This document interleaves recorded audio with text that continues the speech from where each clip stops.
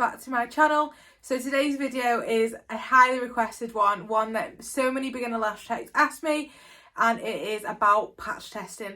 So it is quite controversial in the industry. Some people believe we have to do it, some people believe you don't at all. So I'm going to talk about it today, talk about what I do, my experience of it.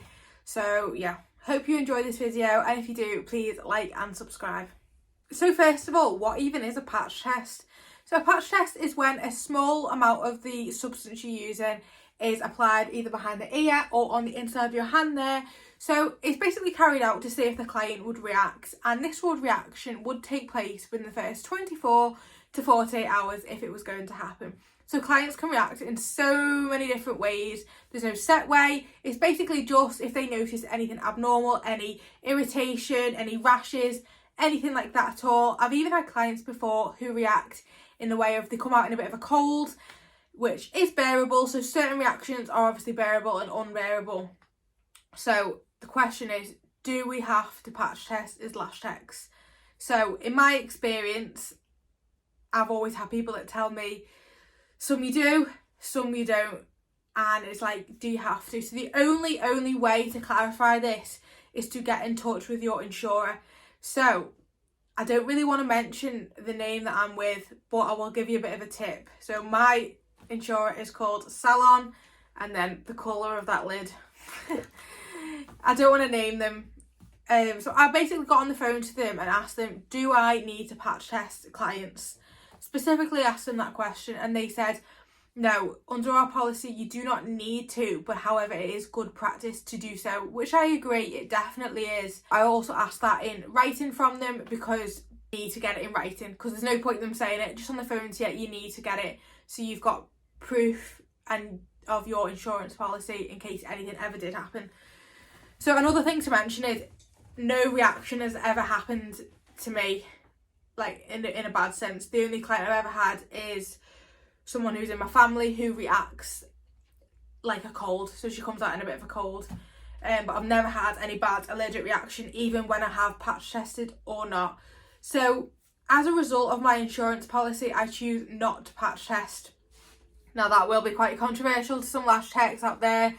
You might not be happy with it, but I still carry out the consultation process with my clients. So I'm not like unprofessional. I don't just get them in on the bed straight away and start doing their lashes. I do ask them questions. I get them to write down all their details, and I also make them aware of the risks if they choose to not have a patch test. So I do believe it's unethical if you don't let them know the risks, because obviously there is a risk. But even if you do get a patch test, there is still a risk you will react when you get the full set of lashes. So it doesn't mean that you're covered, it doesn't mean that like you will never react. Even if you get patch tests often, say every 3 months, you might notice on the 9th month you do react, even if the glue has never ever changed. It can be due to hormones and all sorts of things like that changing, any medication you're on, if you're ill, time of the month for the girls, anything like that can impact whether you're going to react to the glue or not. So it's really important that everyone knows the risks and that they understand that and take that on board before they make the decision to patch test or not. So when I mentioned the consultation forms, this is what I ask my clients to fill out. So it's just got their name, the address, the doctor's information. Then I also ask them, do they wear contact lenses? Because if so, I'll ask them to remove them. If they have any allergies, are they pregnant? Because that impacts the treatment too. Have they had extensions before? Do they wear any eye products? This is an important part of the eye products, because obviously that'll impact your advice to them about what they need to stop doing or start doing, whichever it may be. So, and then I'd say I will fill out the eye shape bit because that is for my records. And then this bit here is regarding the patch test. So this allows you to fill out the date they had the test, if they had the test or if not, and the outcome. I'll then just ask them to sign the bottom on the back and ask them to date it. Then here I can fill out any cost of the treatment, what treatment they've had, and I'll ask them to sign that bit as well. So that is just that part. What I'm going to go on to now is how to show you how to patch test if you do choose to do so. So this is the glue I use. I use the London Lash Royal Bond. So this is for like advanced lash techs really, you wouldn't really use this to begin with because it is very, very quick drying glue. So I would just give it a good shake like this. I would then dispense a little bit onto this glue palette, followed by using this micropore brush. So I'd just dip a little bit in there, go behind the ear, dab it on there, and that'd dry within like 30 seconds or so, pretty much instantly. But I'd just hold the hair back for like 30 seconds. And that will be that. So if I did do the patch test, I would follow up with the client in the next 24 to 48 hours to make sure they haven't reacted, or if they have, discuss it then, and obviously not go ahead with the treatment. But there could be other things we could discuss with the client, like if they can't have the lash extensions, we could go with LVL, so the lash lift. So following on from this, actually, another thing to discuss is some clients think that they can then just use sensitive glue if they're not allergic to the glue that you normally use. However, what you'll find is most glues are the same. They've all got the same ingredient. Now, I don't know how to pronounce it, but it's like cyancrolite. So that is essentially like super glue. Obviously not, they don't stay on forever. It's just a different type of ingredient. So every glue contains that, no matter whether it's sensitive or normal.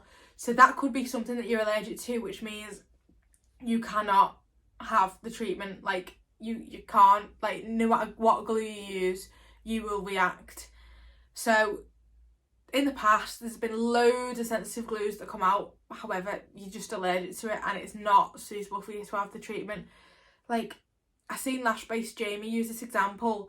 And it's like, if you're allergic to nuts or peanuts, you wouldn't then go and have them or try a different type because you're just allergic to nuts and there's nothing you can do, which is a shame. I would be very, very upset if I couldn't have lash extensions anymore. But yeah. So I hope this video has helped with regards to patch testing. If you have any questions at all, just let me know. The one main thing to take away from this is, I'd say, check with your insurer as to whether you are required to do patch testing or not. It's super important to make sure you're covered in all areas.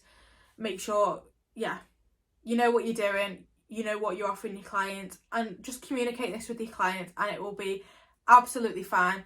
So I do offer patch tests myself to clients. I don't say I'm not doing them at all. I offer them, but I don't require them. So that is my stance on patch testing. If you have opinions yourself, or would like to know more, just please comment below. And if you could like and subscribe to this channel and video, that would mean so much. And I will be back next Sunday with another video. Thank you for watching.